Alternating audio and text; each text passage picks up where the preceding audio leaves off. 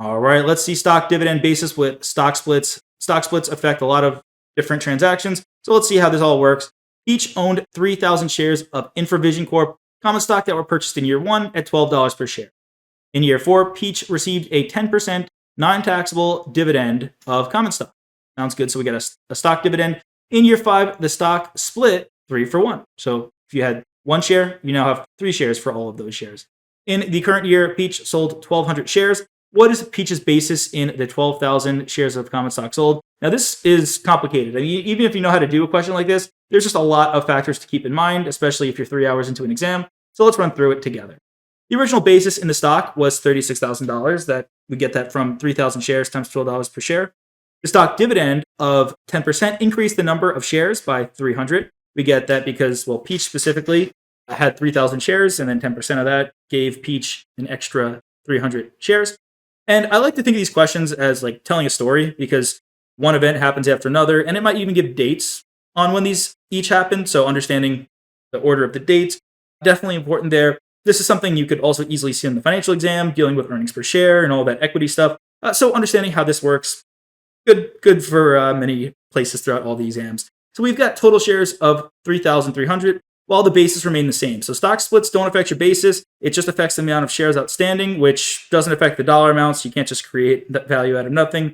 And consequently, the per share value decreased to $10.91 per share, rounded to 2 decimal places. And how do we get that? Well, we take our original basis and divide it by the amount of shares. Because like I said, you don't just get extra value because of the stock split. It's all just for numbers. It's all just to make the company maybe look better, or to make the stock cheaper so that more retail investors can buy in. I mean, I could go into the history and importance of stock splits and all that, but it doesn't change the overall value of the company. The company's still at the same market value.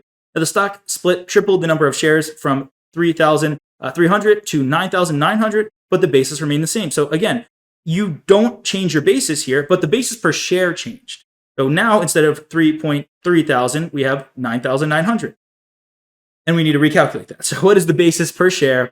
We're going to divide by 3. So we're going to take that basis per share of $10.91 divided by 3, gives us $3.64 per share. So as a result, the 1,200 shares sold had a basis of 4,800, because we want to get the per share amount times the shares that were sold after all of these events happened. Hey there! Are you ready to not only pass your CPA exams, but truly understand and enjoy the material while studying? I know it seems impossible, right? Especially to enjoy the material? We'll do it together. Tap into the power of CPA.examprep.ai, where we've got personalized quizzes, multiple choice questions, memorization guides, flashcards, simulations, all tailored to your learning. Our adaptive study planning puts you on the fastest path to success and lifts you back up if you fall behind.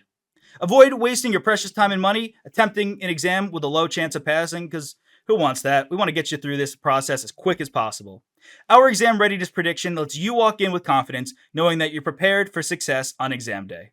Thankfully, there's no payment method needed to get started, so why don't you come join us? Visit cpa.examprep.ai and let's achieve your exam success together.